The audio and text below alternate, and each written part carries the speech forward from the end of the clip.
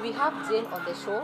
Jane is a poultry farmer who has been doing this for the last 8 years, and now Jane is going to tell us more about how the journey has been. 8 years is not a short time, so maybe you can tell us, how did it start? How was it for you then?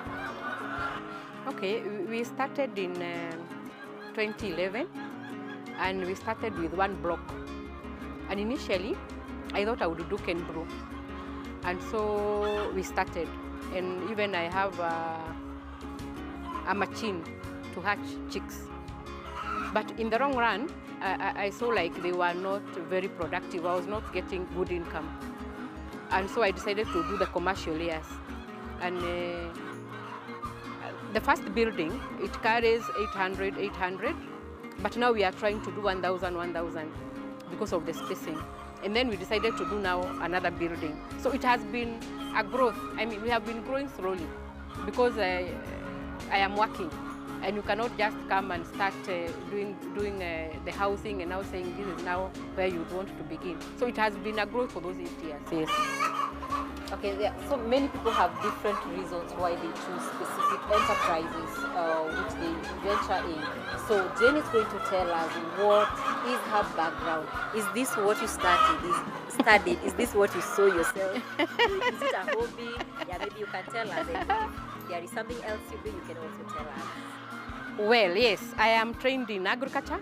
I have a BSc in agriculture and a master's in crop protection. And I have been working and teaching farmers in the field. I'm an extension officer, but currently I work at the ministry headquarters. I'm working in the rice promotion program. I'm promoting rice. But poultry, I looked at the different value chains. I looked at the space that I had, and I thought this is the only commercial thing that I can do. Because like if you keep cows here, you'll have a lot of waste. But I looked at the poultry farming, and then I saw that I will have eggs, and then I will have the waste. So there is no, I do not throw away my manure. At times I carry this manure and take it to the farm. And at times I sell, and then you sieve it and it becomes animal feed. So there are so many benefits in the poultry value chain. So I decided to pick poultry. Yes.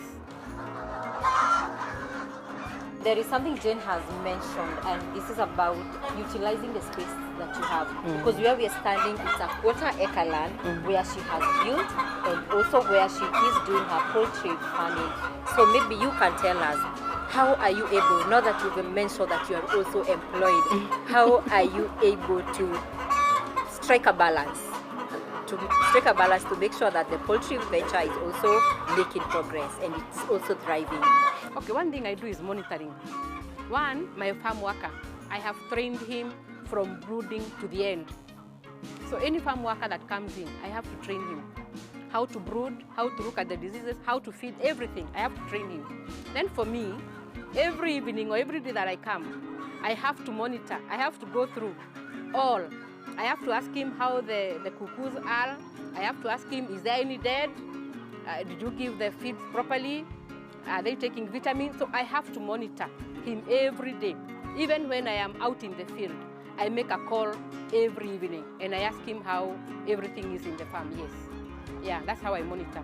In every venture, there are challenges and there are also opportunities. So maybe Jane, you can tell us, what are the challenges you have faced since the time you started poultry farming, and what opportunities also have you found along the way?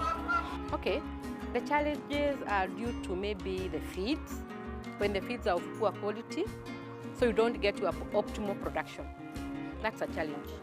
The other one is the diseases. But when you control and you vaccinate your poultry, there are no deaths. Like today, there is none that has died. And for a week, you can go even for a week without any deaths. So when you vaccinate and you give them the vitamins, then they are okay. But the issue of feeds is a challenge. Then the issue of market. You know, you would want to sell your eggs at a good price so that you're able to break even. So the market has been a challenge. And the prices, the egg per tray, the prices per tray has been very low, at least from December. But the whole of last year, we really enjoyed. We really enjoyed. But let me tell you, there is money in poultry farming. And this value chain is good for any farmer, whether working or whether a housewife. Yes. Yeah. So you'd actually encourage more people not to give up, and especially now that the prices are here. Sure. And the prices for eggs are here. So Sure. there is Yes. an opportunity for Yeah, poultry yeah, farmers. yeah, there is, yes.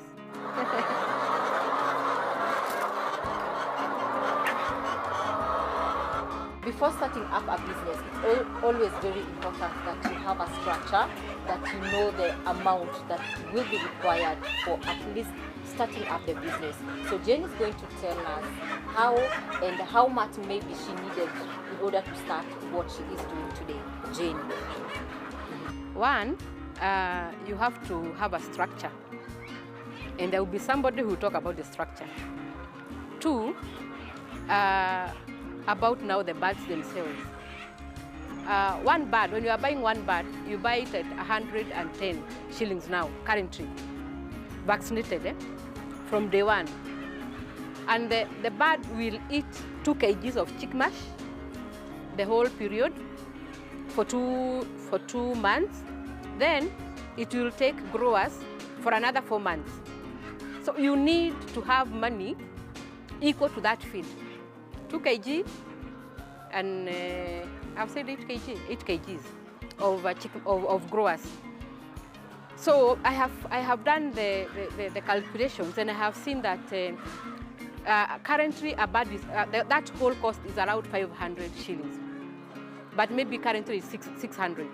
So you need to have money. So if you have 1,000 birds, you multiply by 600, so that is 600,000 for the birds only. Now that one is not, and even it will cater even for the vaccination. It will cater for the vet doctor. It will cater for everything. And that one doesn't have now the structure. Yeah. Okay, so like for somebody who is looking at starting, so how much would they need to have? You will only multiply. If you want to keep 500 birds, you multiply by 500 Kenya shillings, so 250,000. If you want 1,000, you multiply by 500, so it's 500,000. So that is the way you calculate. Yeah. Yeah, and then the poultry will start laying, and the money will start flowing back, and the repay period will be there. Yeah. I think the objective of every business person at the end of the day is to make some profits. What are some of the things you've been able to achieve through poultry farming? You can share with us.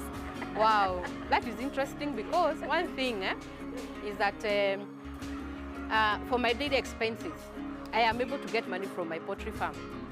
So my salary, I usually save it or invest it in somewhere else. So how do I say? There is money in farming, yeah. There is money in poultry, yeah. Yeah. So it's a good business. It's a good business, yes. And what are your future goals?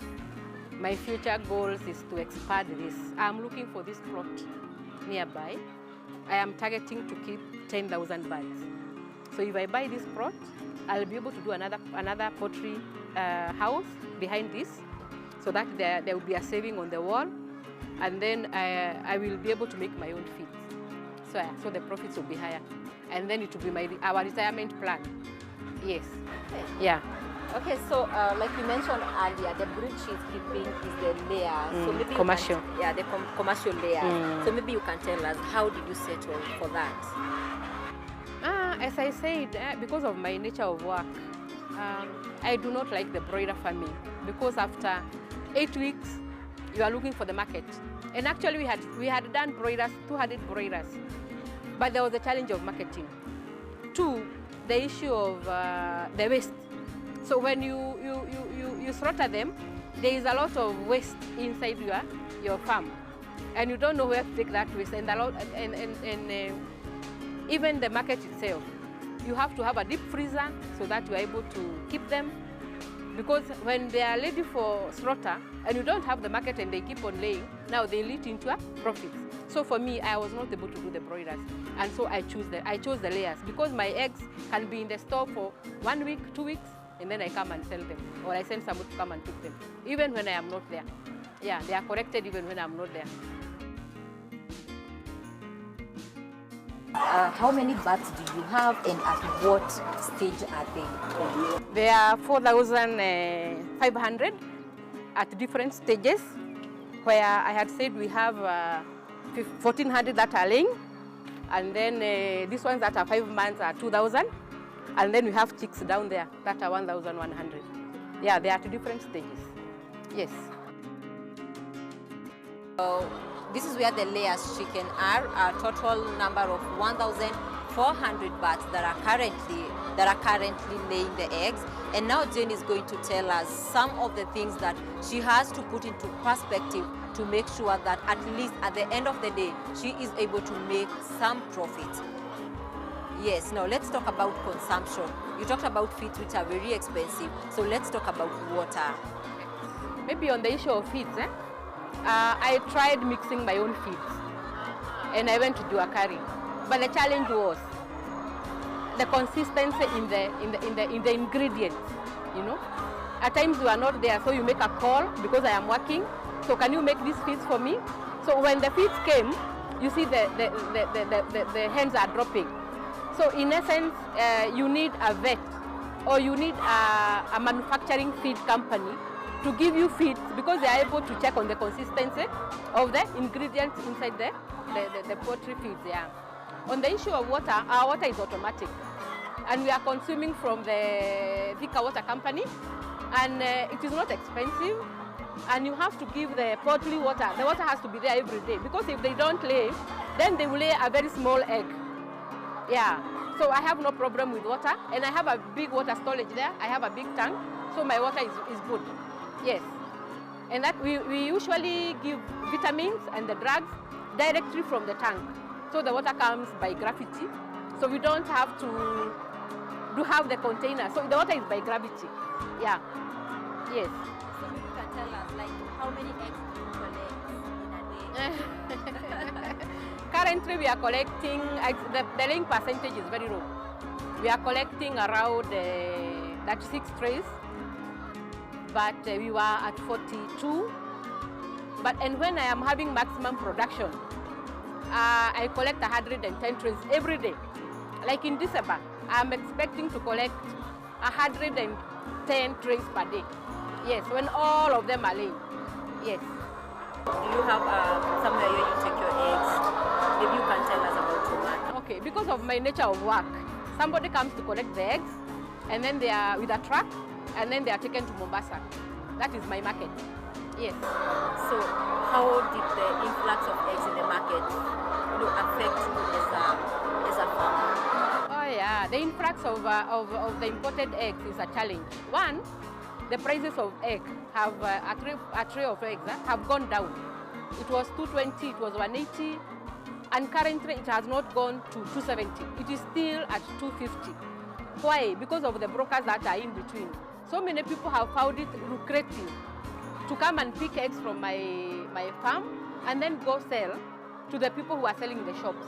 So the middlemen of marketing have become so many. So the price per tray has remained very low. Yes. How does your day look like? With only these lots. Like at what time do you have to start feeding them? At what time do you need to be cleaning? Okay. And do you work alone? Do you have? I have one farm worker called Maina, and he's a very good boy who wakes up very early in the morning at 7, and then he puts the feed in all the houses. Currently, they are consuming about 8 or 9 bags per day. So in the morning, he will wake up, put the feed, and then clean the outside, and then he comes for breakfast.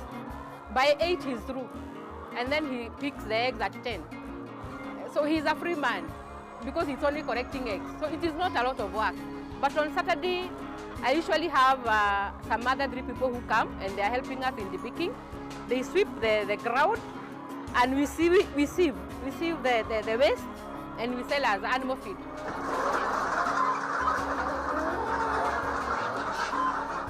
keep it tuned in here on KTN Farmers TV. Also, keep giving us your feedback through the number that is on your screen. Remember that every day we have a poultry farming show where we will have the vet talk, give you relevant information, and also answer back the questions that you have given to us. So stay tuned. Jane Dongo is still going to take us through how the business has been for the 8 years that she has been in this venture. Stay tuned.